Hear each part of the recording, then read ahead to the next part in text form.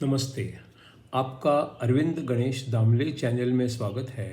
मैं अरविंद दामले आपके सामने प्रस्तुत कर रहा हूँ मेरी ही कुछ रचनाएं। पहली दो हैं मराठी में और बाद में एक है हिंदी में।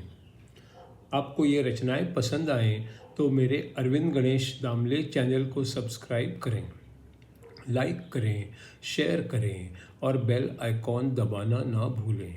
ये है इन रचनाओं का 839वां भाग। तो पहली मराठी वाली रचना है। हल्ली सिनेमांचे टीकाकार बनणं फारच अवघड झालेलं आहे, कारण सिनेमा बघताना अनेक वेळा डुलकी लागायची शक्यता असते आणि मग त्याच्यातले काही महत्त्वाचे प्रसंग तेवढ्या वेळात घडून जायची पण शक्यता असते। दुसरी रचना आहे एक मैत्रीपूर्ण सल्ला। तुझा चॉईस किती वाईट आहे, सौंदर्यदृष्टी तुला नाहीच आहे असं बायकोला कधीच सांगायचं नसतं, कारण तुम्ही पण त्या चॉईसमधलेच एक असता।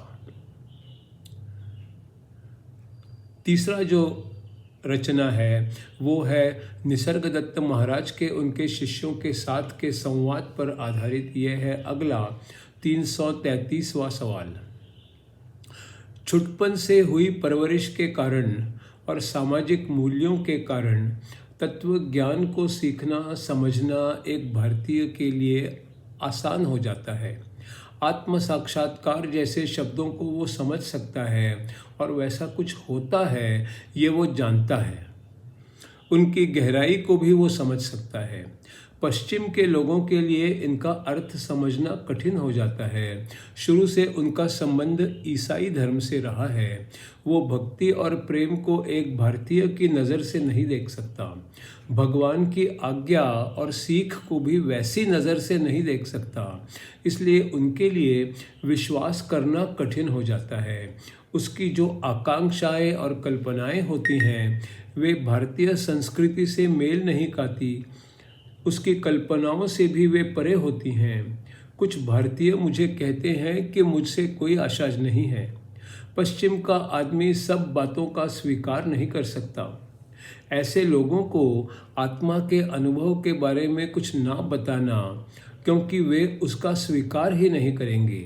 आप उसे एक सभ्य जीवन जीने दीजिए और प्रार्थना करने के लिए कहिए ताकि उसका अगला जन्म भारत में हो सके, तभी उसके लिए कुछ संभावना है। कुछ और लोग कहते हैं कि जो सत्य है वो तो सबके लिए एक ही है, पर सब में जो सत्य है उसे अपनाने की क्षमता ही नहीं है। शायद वो क्षमता उसकी इच्छा, उसकी भक्ति और उसके पूरे समर्पण की इच्छा से जुड़ी हो, तभी पूरा समर्पण संभल हो। उसके लिए उसकी सोच का पक्कापन, इरादों के प्रति गंभीरता और ईमानदारी की ज़रूरत होती है, तभी वो बीच में आई अड़चनों को दूर कर सकता है। शायद उसे आत्मा का अनुभव लेने की इच्छा ही जग जाने की ज़रूरत हो। इसका उत्तर है, क्या आपको सचमुच लगता है कि खुद का अनुभव बताने से उसका काम हो जाएगा? पता नहीं। आप कहते हो कि जो देखने वाला होता है उसे सिर्फ देखना चाहिए, अनुभव करना चाहिए।